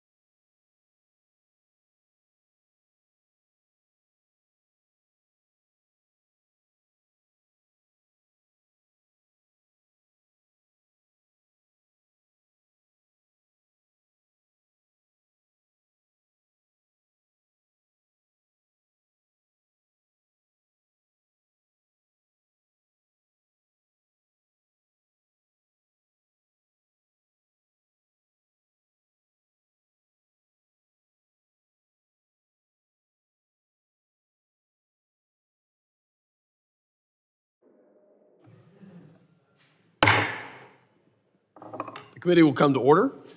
I'm pleased to have the second distinguished panel of witnesses before us today on this very important topic, and I ask that our witnesses please rise and raise your right hand. Do you solemnly swear that the testimony you will give before the Committee on Homeland Security of the United States House of Representatives will be the truth, the whole truth, and nothing but the truth, so help you God? Thank you. You may be seated. Let the record reflect that the witnesses have answered in the affirmative. I'd now like to formally introduce our second panel. Mr. Jeffrey Baumgartner serves as the Vice President for National Security and Resilience at Berkshire Hathaway Energy, and Dr. Paul Schwedesen serves as the Co-Director of the Global Strategy Decisions Group, also my classmate from the United States Air Force Academy, class of 2000. Thank you for being here, and we will now recognize Mr. Baumgartner for your opening statement of 5 minutes. Chairman, ranking members, and members of the subcommittees, thank you for inviting me to testify. My name is Jeffrey Baumgartner, and I serve as the Vice President of National Security and Resilience Policy at Berkshire Hathaway Energy. Today, I want to discuss how unmanned aerial systems threaten critical infrastructure. Berkshire Hathaway Energy businesses provide reliable, secure, low-cost energy to more than 13 million customers in the U.S., Great Britain, and Canada. Our commitment to our customers requires us to secure our infrastructure from all threats, including those posed by unmanned aerial systems. Critical infrastructure is the backbone of our economy and security, yet energy sector infrastructure and the transportation, communications, and water sector infrastructure we rely on face increasing threats from UAS, and the stakes for ensuring resilience and security could not be higher. In recent years, UAS technology has become more accessible, affordable, and advanced. While these innovations offer immense potential, like enabling faster damage assessments of energy infrastructure, they also empower malicious actors. Adversaries can use UAS to surveil facilities, deliver hazardous payloads, disrupt operations, and even conduct cyber intrusions. The Department of Homeland Security's 2025 Homeland Threat Assessments highlights UAS as a persistent and growing risk to critical infrastructure. This warning isn't hypothetical. Last month, federal agents arrested an individual planning to use a UAS to attack an electric substation. I hope we can proactively address the UAS threat before a significant incident occurs. Despite the pervasiveness of the threat, existing federal laws and regulations have not kept pace with the rapid proliferation of UAS technology. Current frameworks primarily address safety and airspace management, but lack robust provisions to counter malicious UAS activities. This leaves critical infrastructure companies vulnerable to increasingly sophisticated threats. To address these risks, we must modernize our defenses while balancing security measures with civil liberties. A comprehensive strategy that incorporates technology innovation, appropriate legal frameworks, and public-private collaboration is essential. I hope we can prioritize the following actions. Number one, grant critical infrastructure companies limited authority to deploy advanced detection and counter-UAS technologies. Investments in cutting-edge counter-UAS systems will ensure we can address current and emerging threats effectively. Two, identify formal mechanisms for sharing actionable information about UAS threats and enable law enforcement at all levels with the tools and legal authorities to address UAS threats effectively. The third is advanced research and development. Collaborative R&D will improve the ability to neutralize UAS threats without collateral damage. The fourth and final, develop a comprehensive strategy to align regulatory, technological, and operational efforts at federal, state, and local levels, while addressing privacy concerns and establishing clear legal parameters for UAS operations. The private sector owns most of the critical infrastructure that provides key services, but protecting these assets is a collaborative effort. The National Security Memorandum on Critical Infrastructure Security and Resilience rightly emphasizes this partnership. However, existing counter-UAS authorities for DHS and the Department of Justice are set to expire soon. Failing to renew and expand current authorities risks leaving critical infrastructure defenseless against the evolving UAS threat. The window of opportunity to address these challenges is closing. By modernizing our defenses, updating our legal frameworks, and fostering collaboration, we can safeguard critical infrastructure, protect public safety, and maintain our leadership in security and innovation. We are ready to work alongside this committee, a coalition of critical infrastructure companies, and relevant stakeholders to effectively protect our critical services against the evolving UAS threat. Thank you for holding this hearing, and I look forward to your questions. Thank you, Mr. Baumgartner. The chair now recognizes Dr. Paul Schwinnesen for his opening statement. Thank you. Chairman Pfluger and Jimenez, ranking members Magaziner and Thanadar, and distinguished members of the subcommittees. Homeland from Unmanned Aerial Systems. So I've rearranged my remarks busily in the back, hoping to give you guys something a little more tangible to work with, so that we're not just repeating and risking the constant repetition of the problem. I think we acknowledge the problem. We have a real train wreck coming. I think it goes a little bit unsaid. I think we lack a lot of the technical know-how on how to deal with this, on how to assess and neutralize these threats. But there is somebody who does know, and that's the Ukrainians. Having recently observed firsthand the astonishing evolution in drone operations in Ukrainian-occupied Kursk, I think the message, for me at least, has finally sunk home. Unmanned systems are not just an iteration, they are indeed a revolution in the application of lethal force. The world's most advanced weapons and tactics are being developed and deployed at scale in the Ukraine-Russian front at remarkably low cost and without central direction. And these facts hold radical implications for the next major shooting war between great powers. We need to learn from the Ukrainians. The United States is rapidly losing its strategic military advantage in this new technical environment. There can be little doubt that China, North Korea, Iran, and other emergent powers are eagerly sending observers and technicians to the front lines in occupied Ukraine to very carefully note the revolution in weapons delivery and to adopt it into doctrines which seek to invert the military strengths of their larger, better equipped, better trained Western geopolitical adversaries. We need to learn from Ukraine. In short, the rules of the arms race have been fundamentally rewritten to favor small, cheap, easily mastered weapon systems. More important still, these disproportionate advantages are not a one-time effect. They amplify in a positive feedback loop through each iteration cycle. New tech gets better exponentially faster and is deployed far more quickly than legacy countermeasures. In Ukraine, the source of this immense innovation reservoir is the highly adaptable, highly diffuse emerging engineering base of Ukrainian technicians. Uncountable tech workers routinely work full days in their civilian capacity, then leave their jobs to go work in pop-up tech facilities until late at night. The whole country is on deck. They have created an ecosystem of invention, a web only loosely coordinated through the Ministry of Defense. The advances in hardware and software they produce are channeled into a robust system of decentralized training facilities. And in less than 3 weeks, an FPV drone operator can be mission ready. Operators with no previous battlefield experience have been credited with as many as 1,500 confirmed kills. The disproportionality is vast. And this is perhaps the main takeaway in a total war peer-to-peer scenario. If technology allows one side of a conflict to impose extraordinary damage on the exquisite, expensive, difficult-to-master weapon systems of their adversary, and can do so at a fraction of the cost expended by their enemy, it doesn't require an economist to see where that leads. It is easy to be a critic, but I am convinced that the United States and its NATO allies have a very narrow window of opportunity to address this major shift in comparative advantage. Current operations in Ukraine have shown what a scrappy, innovative force can do to a large, hidebound military machine. It would be well to take note. So some of the scenarios looking forward. I think the most likely is that the U.S. will fall behind the leading edge of UAS development and deployment and will only start to respond in the aftermath of a crisis, and we're seeing some of that already in New Jersey. We don't need a Pearl Harbor or a 9/11 to wake us up. We're already awake. We need to deal with this now. So the best case is possibly, conceivably, that we can avoid this kind of depressing scenario through a well-orchestrated demonstration. Historical examples such as the sinking of the Ostfriesland, Air Force people know this well, show that it is sometimes possible to break entrenched paradigms by publicly demonstrating the current system's vulnerabilities. When understood by the right audiences, these demonstrations can shift doctrine development and tactical training in new and constructive ways, preferably before the lessons are learned the hard way. We need to learn from Ukraine. It's time to get a task force to mop up information, go out there, sponge this stuff up, and learn from what they're doing, and learn this information from in theater and get up to speed as soon as possible. Thank you.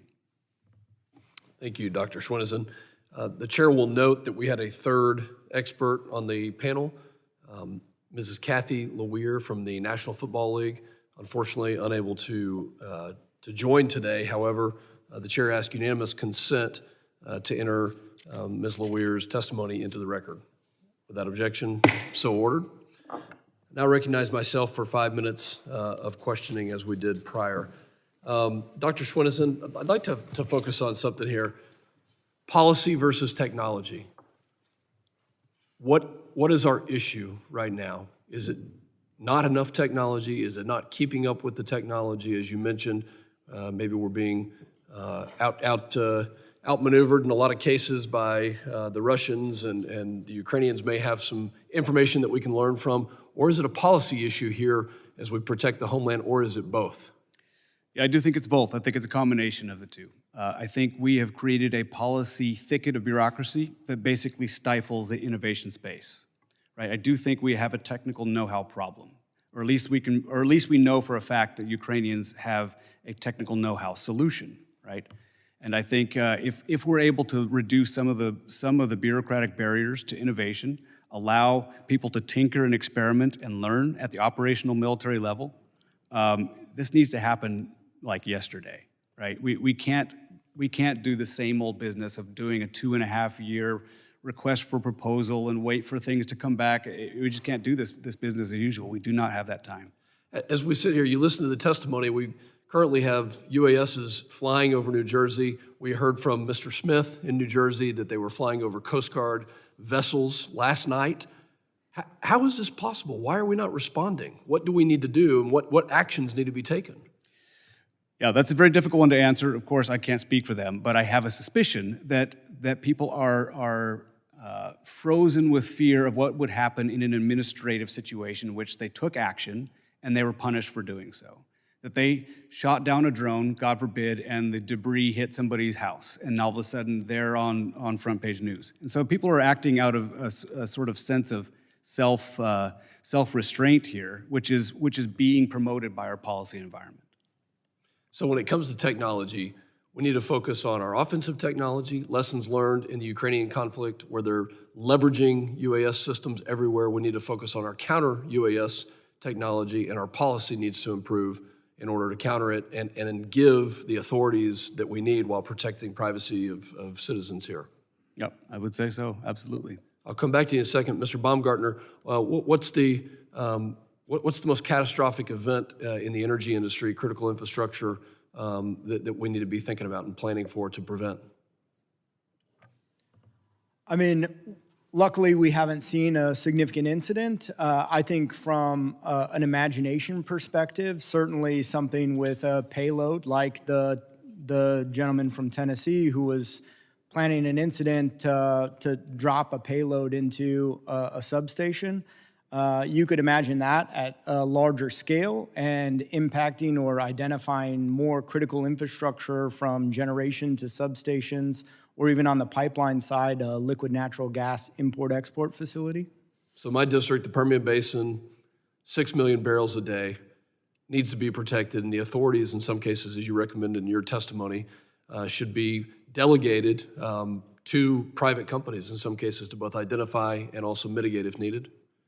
I think that energy infrastructure in your district should be considered to be protected. Now, how that gets to a place where we can do that as the private sector, there are probably steps to get there.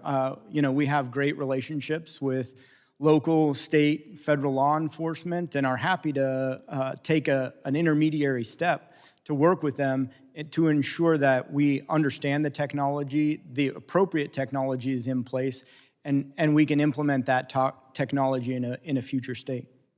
Thank you. Dr. Schwennesen, we'll go back to the services for a second and the race for technology. Let's focus on the Air Force, our alma mater, the Air Force Academy. How would you characterize the responses that we're seeing out of DoD, specifically the Air Force? Are they doing it fast? Is it neat in its approach? Or is it just average? Yeah, right. I think it is below average, it gives me no pleasure to say that, but I think we are not taking it seriously enough. Again, it is as if everyone sees the train coming, everyone agrees the train is coming, and yet no one is taking any steps to get out of its way. Everyone is assuming that somebody else is doing it, and there's just no sense of urgency or coherent activity to address this issue. And again, that's easy for me to say. It's easy for me to throw spears from the sidelines. But I do think that one of the things we can do is leverage our very good relationships we have with Ukraine. We've given them a lot of resources, and they are quite willing and eager to give us something back in return for it. We should be mopping that information up right now. We should be sending people there right now. Thank you very much. My time's expired. I recognize the ranking member for his questioning. Thank you, Chairman, and thank you both. Dr. Schwendenson, I want to begin by commending you and thanking you for your assistance to the Ukrainians. I have to remind, unfortunately, some of my colleagues from time to time that Vladimir Putin is not our friend, that the cause of the Ukrainians is the cause of freedom and democracy, and that Russia continues to pose a threat not just to Ukraine, but to American interests all over the world. And so I just want to thank you for the work that you're doing over there, because that is the front line of freedom today. Thank you. I was interested in your written testimony when you expressed some skepticism in the effectiveness of signal jamming technology to mitigate risks from UAS on the battlefield. I was wondering if you could expand on that. Why are you sort of skeptical about the effectiveness or the promise of signal jamming and other counter-UAS technology on the battlefield and also writ large? Sure. I claim no engineering expertise in drone warfare, but all I can do is say what I've seen, which is that in the world's most intense EW battle space, which is the Ukrainian-Russian front at the moment, it is an electronic warfare chaos, right? And so what people used to think about the ability to jam drones, which is what some of the speakers we had here are talking about, which is 2 years old, which at this point is effectively a century-old obsolete information.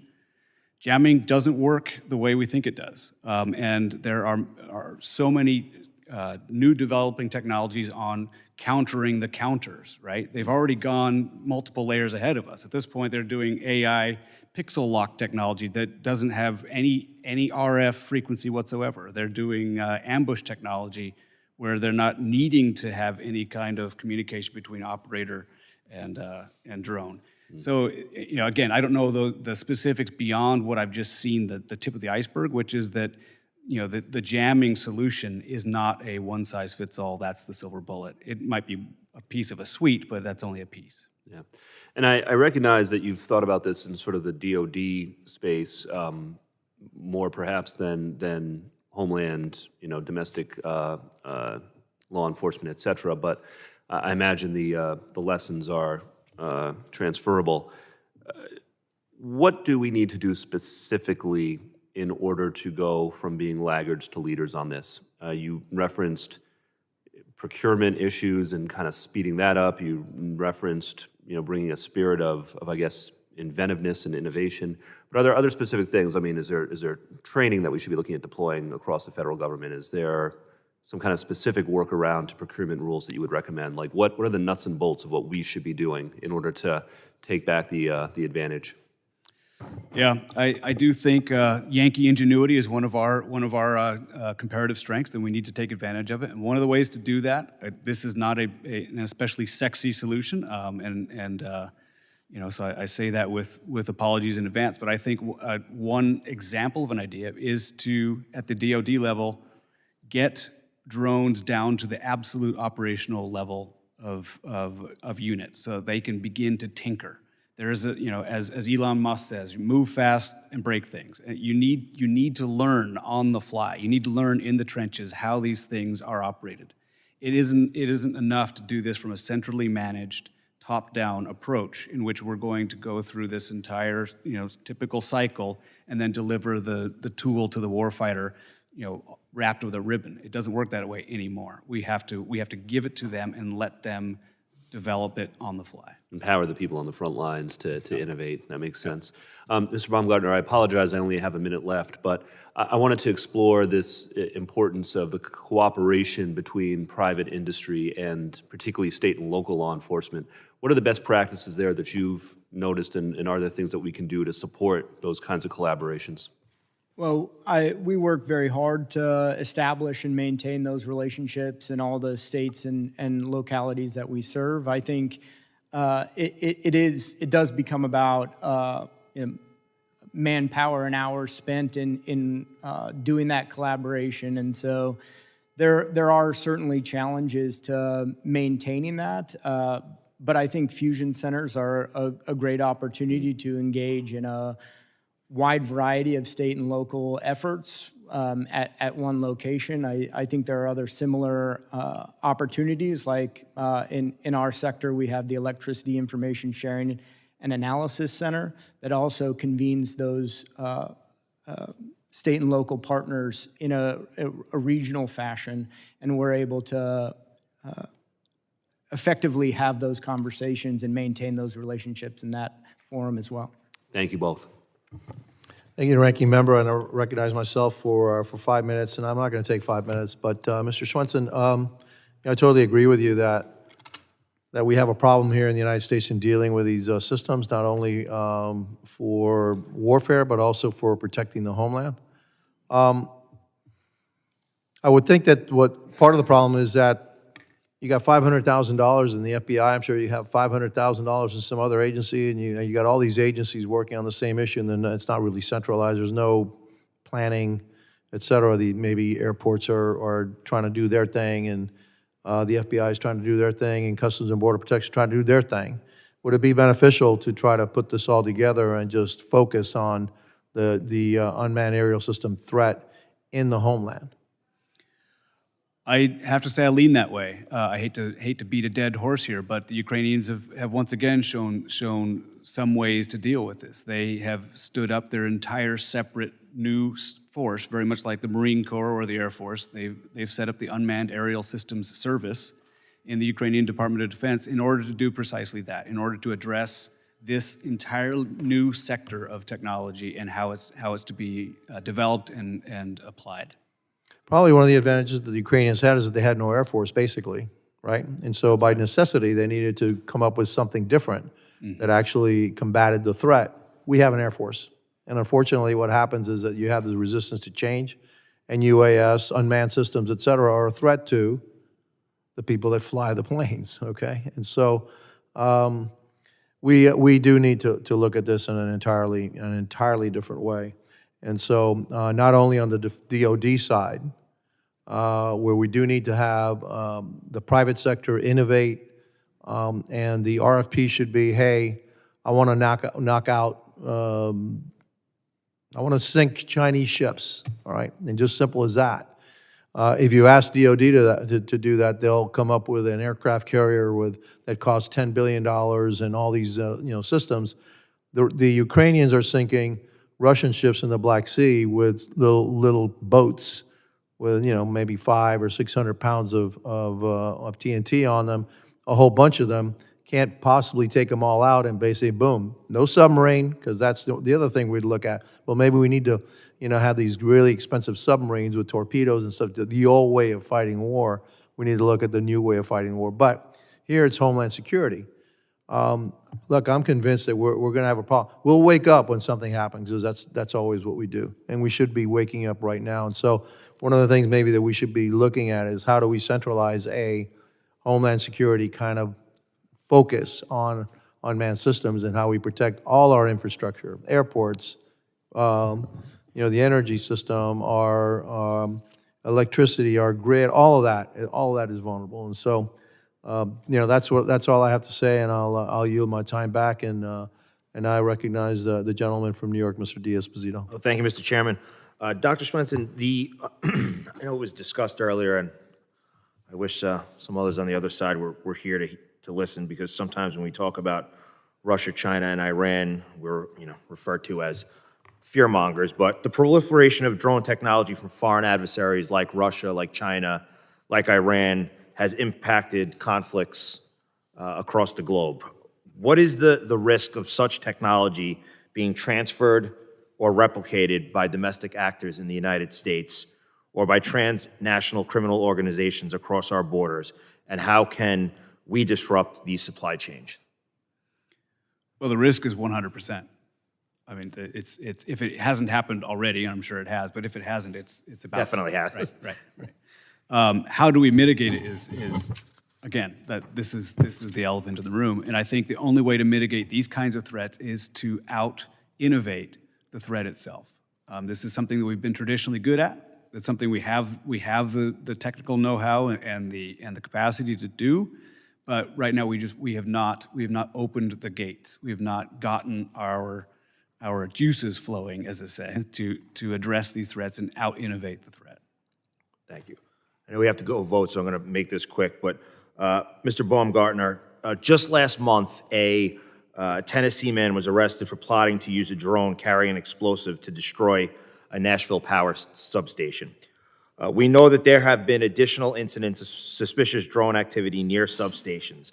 And I think this is critically important, especially in the time that we're in where there is this big push for alternate energy sources, whether it's battery storage, whether it's wind storage, without really doing the work to make sure that we could protect these assets. In addition to cyber concerns, what physical security risks do drones pose to energy sector assets? A great question. I think payloads are obviously, as witnessed in the Tennessee case, but you could simply ram a drone into some of our infrastructure. And we do take a defense in-depth approach and try to add shielding and obfuscate certain targets. But on top of that, you could also see a situation, and we've seen published cases where they've actually used drones to enable a cyber intrusion as well. Thank you. Mr. Chairman, I yield back. Thank you, gentlemen from New York. I thank all the witnesses for the valuable testimony and the members for their questions. The members of the subcommittee may have some additional questions for the witnesses, and we would ask the witnesses to respond to these in writing. Pursuant to Committee Rule 7D, the hearing record will be held open for 10 days. Without objection, this subcommittee stands adjourned.